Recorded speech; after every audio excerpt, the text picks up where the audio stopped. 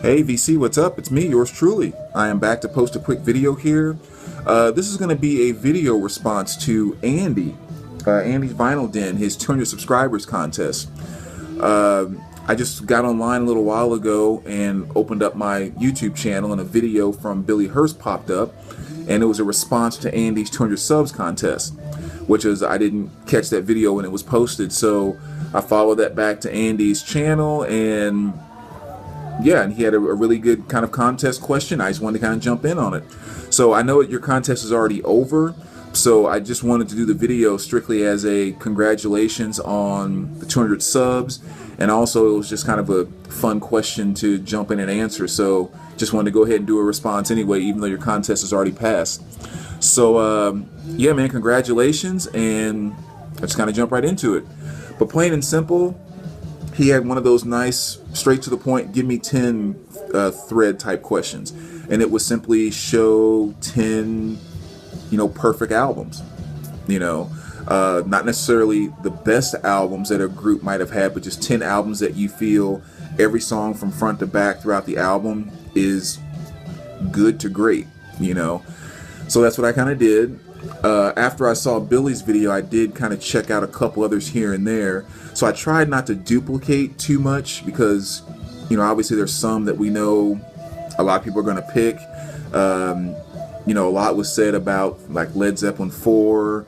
I know Billy picked Led Zeppelin 2.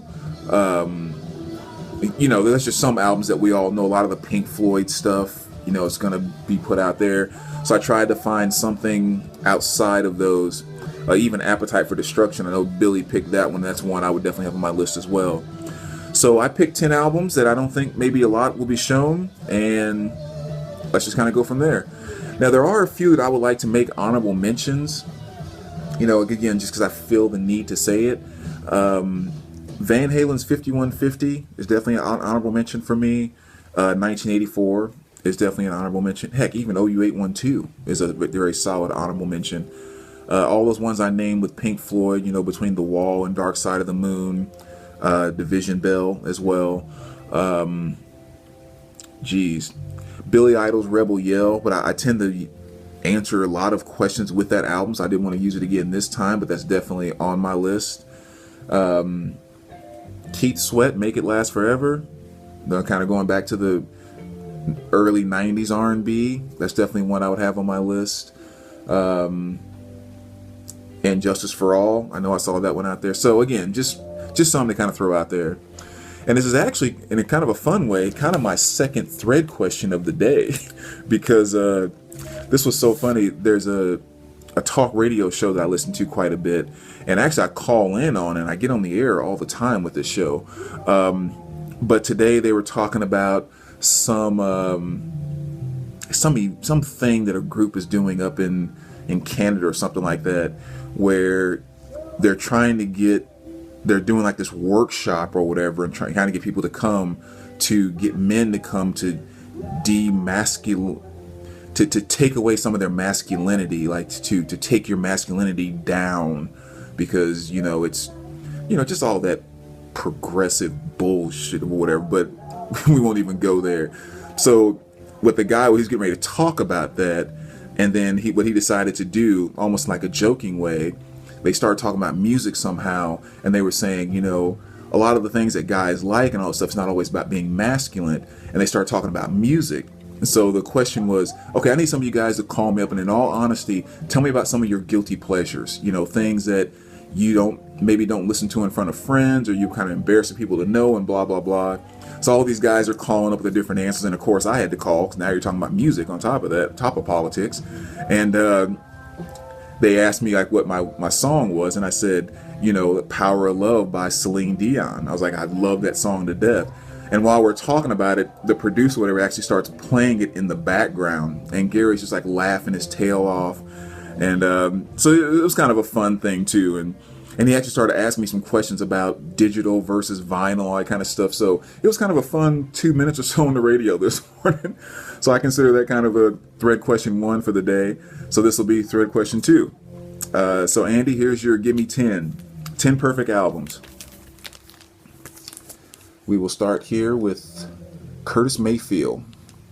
There's No Place Like America Today. A absolute perfect mixture of R&B and gospel. And of course with the delivery of Curtis Mayfield, just a wonderful album from front to back. Some of my favorite songs off of here are going to be So in Love, Hard Times, but my favorite song without question is Jesus. But again, if you listen to this album from front to back, to me, you learn everything that made Curtis Mayfield Curtis Mayfield. This was in my mind, almost a peak within his work. You know, a lot of people might go to Superfly, you know, that album slash soundtrack as one of the big things that he has done, but without question, this is his album of all albums to own. If you never own another Curtis Mayfield album, this is the one. So fantastic piece there. Next one here, I know Billy Hurst actually pulled out Huey Lewis Sports as one of his picks, and as I mentioned in the comment I think I left for you, Billy, could not agree with you more, without question. I mean, that album is oftentimes lumped in with mostly just kind of the regular 80s cheese type of stuff, which I still love. The 80s cheese, that's some of the best music ever for me. But there really were some great hits on that album, and when you look at the sheer number of hits, like you were pointing out, it almost looks like you're looking at a greatest hits album. So that's definitely one, and I would put this one right there beside it, and that is Cyndi Lauper's She's So Unusual. This album from front to back is, I mean, 80s perfection to me. Of course, most people know, you know, songs like Girls Just Want to Have Fun and Time After Time. Those were mega pop hits. But when you really start getting into some of the other stuff like Money Changes Everything, she did a cover of the song When You Were Mine, which of course Prince originally did that. All Through the Night, Witness. I mean, all those songs are fantastic. And this is, I think, one of the best 80s albums ever, without question. And again, it's one of the ones that maybe get laughed off a little bit because Cyndi Lauper's Girls Just Want to Have Fun, blah, blah. No, screw that. Cyndi tore it up on this album. Tore it up. I still love it to this day. So we'll go right from Cyndi Lauper to White Zombie, because that's how we roll over here at Mr. Hall of Fame's Record Exchange. Of course, I'm sure you guys all know this album, Sexorcist here. I mean, funny thing about this particular album is, and I've told this story in past videos, when I was in college, I remember sitting down in the lounge of my girlfriend's dorm. We were watching some music television show. I don't know if it was MTV or something else, but the video for Thunder Kiss 65 came on. And I remember we sat there and watched it, and I just started just railing on it, just talking about how stupid it was. It didn't make any sense, and you know, they're not even playing music and blah blah blah. And then you fast forward a decade or two, and it's, you know, the same album that from front to back I think is one of the perfect metal albums of all time. Not to mention Thunder Kiss 65 is now one of my top 5 metal songs of all time. So it's amazing how you can kind of grow into things. But this album is just absolutely perfect, and I think one of the things that makes it so nice is, you know, Pantera has always kind of been known as the groove metal type of group, you know, just the way they were just so tight and in sync with the way that they grooved. And there was a lot of that, I think, hidden in this, well, somewhat hidden, but definitely in this White Zombie album as well. There was definitely this combination between very rhythmic type of metal with Rob almost delivering lyrics oftentimes in a rapping, almost hip-hop type of delivery, you know. So, and I think when you put those two together and you can get the power of metal and the groove of funk / rap, you know, that makes a very powerful thing. And I don't think that's necessarily an overstatement too when you look at situations like, you know, Rob Zombie covering Brick House by the Commodores, or I'm Your Boogeyman, you know, by Casey and the Sunshine Band. I don't think it's coincidence that somehow those songs connected with him to do covers of them, because he has a very strong funk bone in his body. But moving right along, actually let's go to two of them that are on CD, because they haven't pressed them on vinyl yet, which they so need to. Number 1, Seal 4, Emotional Perfection right here. This guy, the things that he does in such simple spaces, it's just, it never ceased to amaze me. The guy is just pure emotion. Like, I don't think he writes a song and then adds stuff to it, and then this emotion comes out in delivery. It's almost like he has this emotion, and then he figures out how to make the song fit with the emotion, not the emotion going into the song, if that makes sense. But I really feel that on some level that's the way he operates, because it's just, he packs so much. And with this one, every song is perfect. I mean, every single one is perfect. If I were directing people to kind of check it out before they maybe actually bought the album, songs like Love's Divine would definitely be one to check out. Where There's Gold, Heavenly, Tinseltown. I mean, just perfection. So somebody please get that on vinyl already. And of course, another one would have to be More Seal. Again, perfect album. Perfect album. And this is not on vinyl yet, and so needs to be. Now, songs like, again, Bring It On, Prayer for the Dying, Dreaming in Metaphors, Don't Cry. Again, just emotional waterfalls that come over you when you listen to those initial 4 tracks. Now, the biggest song that most people probably know off this, of course, is Kiss from a Rose, which in my opinion, probably the worst song on the entire album. Even though it was it used to be a great song before it got completely played out when it first came out. You know, it's definitely a good song, but probably the worst on the entire album in my opinion. So, fantastic album, definite perfection. Somebody please get that on vinyl. And before I scare too many of you off with the whole Seal thing, let's go back to a classic, Deep Purple Machine Head. And all you guys know this album. Smoke on the Water, of course, is the biggest hit of all hits that people probably know off of this, but also songs like I'm a Leo and of course Space Truckin' and all of that. I mean, just a really perfect hard rock album right here. So, and actually it had come down to between pulling out Deep Purple or Thin Lizzy's Jailbreak, but since Billy pulled Jailbreak, I decided to go with Deep Purple on that. And then we're going to go to Somewhere in Time by Iron Maiden. Again, maybe not the best Iron Maiden album, but song for song from front to back, I think a perfect album. And I'm going to be a little biased here too, because this was the album that brought me to Maiden. So, you know, usually that first one that you experience or that pulls you in is going to be the one that clicks with you as being perfection. But yeah, I mean, everything from Loneliness of the Long Distance Runner to Alexander the Great and all the songs in between, it's just a great album. Matter of fact, I just listened to this night before last, actually. So still definitely one of my go-to Maiden albums. Next we have Public Enemy, Takes a Nation, a Million to Hold Us Back. I think this was one of the albums that really threw Public Enemy kind of to Public Enemy status, if you will. And I'll never forget hearing this album for the first time. I was on a basketball trip back in high school, and my teammate Brian Wilson, who, you know, we were all friends and everything, but he wasn't someone that always gave me tapes and stuff to listen to. Matter of fact, it almost never happened. And for whatever reason, he just gives me, says, Brandon, listen to this. He said, just listen to this. I'm like, what? Just listen to this. I put it in, Rebel Without a Pause kicks in. He already had it queued up to Rebel Without a Pause, and just, I mean, from that day forward, it was just wow. And so again, an absolutely fantastic album. Everything from front to back on here. Bring the Noise, Don't Believe the Hype are probably the two or more well-known songs off of this album. Of course, Bring the Noise is the cover that Anthrax did, or the remix, whatever kind of version you want to call that.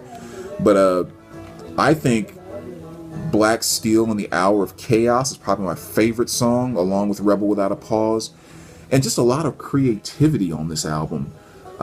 Even the song She Watches Channel Zero, the whole groove to that song is it's not really a solo, but the song Angel of Death by Slayer, the little guitar breakdown that they have towards the middle of that song, that's a direct sample that they use for She Watches Channel Zero. So I mean, a lot of creativity on here, and definitely the energy. You know, they were able to take hip hop and almost grasp the same type of energy that a lot of hard rock and metal had at the time, and just made it a powerful album. So definitely a perfect front to back. And talking about perfect albums, you have to have this one included. A Love Supreme by John Coltrane. Perfection, without question. This is the type of jazz album that people listen to and enjoy without even know they're listening and enjoying a jazz album. I mean, don't get me wrong, it sounds like jazz, but I'm just trying to say there's something so connecting in this. Well, myself, perfect example. I remember when I first discovered this album, I was not listening to any jazz at the time whatsoever. I had just gotten into record collecting. I mean, like literally, I probably had 20 records, 25 records. And I'm at this store browsing around, looking at my typical hard rock and 80s R&B stuff, hitting dollar bins, and the guy is playing this. And I know nothing about jazz. And I'm just hearing this, and it's just feeling good. You know, I mean, like literally, it's just feeling good. And I'm just like, what is this? And I go up to the counter and I asked him, and he pulls it up, like, you know, John Coltrane, Love Supreme. You ever heard of John Coltrane? Like, John who? I was like, how much is it? $14.99. It's like, I'll take it. And you know, I think there's a reason that this record is perfection. If you own no other jazz album in your entire life, this is one you should own right there. John Coltrane's Love Supreme. And last but not least, kind of going back to the hip hop days, EPMD Strictly Business. Perfect from front to back. This is, I think, 1988 is when this album came out. And this was kind of an interesting time, too, in hip-hop, because it was really when it was starting to kind of blow up, late 80s going into the early 90s. And that was kind of a unique time, too, because a lot of the stuff up to that point in time was, you know, more of the breakdancing type of stuff. And then hip-hop was starting to work its way in from the rap perspective, but it was still kind of all the same. People had their favorites. But in the late 80s and early 90s, hip-hop started kind of going into its different branches because it was getting bigger. So you kind of had your, I hate the term, but you had the gangster rap thing, which, again, you know what I mean when I say that. So you kind of had that path. You also had kind of this this more militant knowledge, all those type of elements, you know, stuff like Public Enemy and Boogie Down Productions, you know, Jungle Brothers, all this stuff like that. Even Tribe Called Quest, I guess, you know, kind of starts to come in towards the latter part of that. And then you also had this path that was more, we're going to keep it old school, like just sticking with all of the traditional, funky, groovy type of stuff. And that's kind of the path that EPMD went. You know, so songs like Strictly Business, Because I'm Housin', you know, that was a direct sample from Aretha Franklin. Rock Steady. Songs like You Got to Chill, direct sample from Roger and Zapp, one of the funkiest groups to ever lay anything down on tape. So there was a lot of that element in EPMD, and that's just something I really caught on to at that point in time. All of that funk element that was inside of hit rap and hip hop was what I really liked. And from front to back, from Strictly Business to Jane and everything in between, perfect freaking album. So if you want to get a good taste of what this album is like, there's basically 3 songs that I would say would be the good ones to check out. So Let the Funk Flow, You Gots to Chill, and Get Off the Bandwagon. If you listen to those 3, you'll get a very solid feel for what you expect off the remainder of this album. So there you go, man. A lot of blah, blah, blah, blah. But those are the 10 that I chose. Like I said, I tried to pick some things that maybe people weren't showing a lot of. And again, congratulations on the subs. So thanks as always, VC, and we will talk to you guys soon.